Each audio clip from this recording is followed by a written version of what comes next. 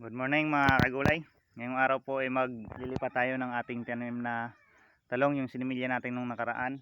Ngayon magkakita po sila. Ayan sila oh. Ililipat na po natin habang maaga pa para lumaki na sila. So mga gulay, magtanim tayo.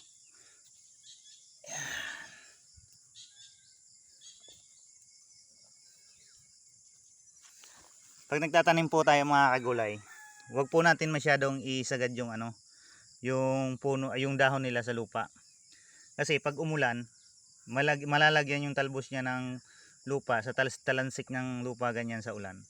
Mamamatay po yan. Kaya ganyan, medyo ano lang po. Di na lang natin ng konti pagkalagay ganyan para hindi sila mabunot pag umulan. Tapos ganyan lang mga kagulay, medyo angat lang siya. Para pag umulan, hindi malubog yung talbos niya sa putik ng lupa na to. At hindi sila mamamatay.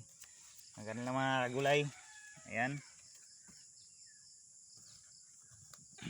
Tapos diinan lang natin. Ayan. Ayan yun naman mga ugat niyan mga kagulay kahit bata pa.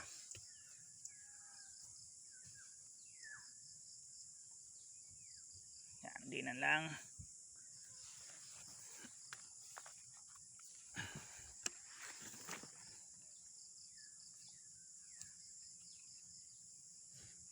So ganyan yan mga kagulay. Tapos yung gagawin naman natin yan, pag nakatanim na, ito naman ang gagawin natin. Tatakpan natin siya ng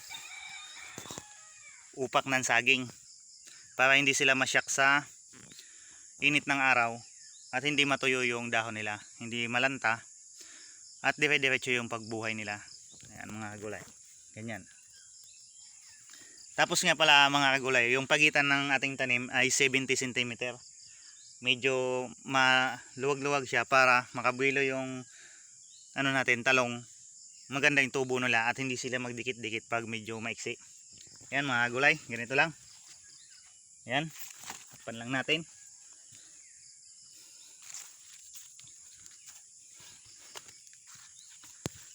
Ayan, ganyan lang po mga kagulay, simple lang, hindi sila masyak at matutubo sila ng dire-diretso. Yun lang po mga kagulay, pinakita ko lang sa inyo kung paano yung pagtatanim natin ng talong at kung yung yung ginagawa natin para hindi sila masyak sa init ng araw. Maraming salamat po at magandang umaga sa inyong lahat.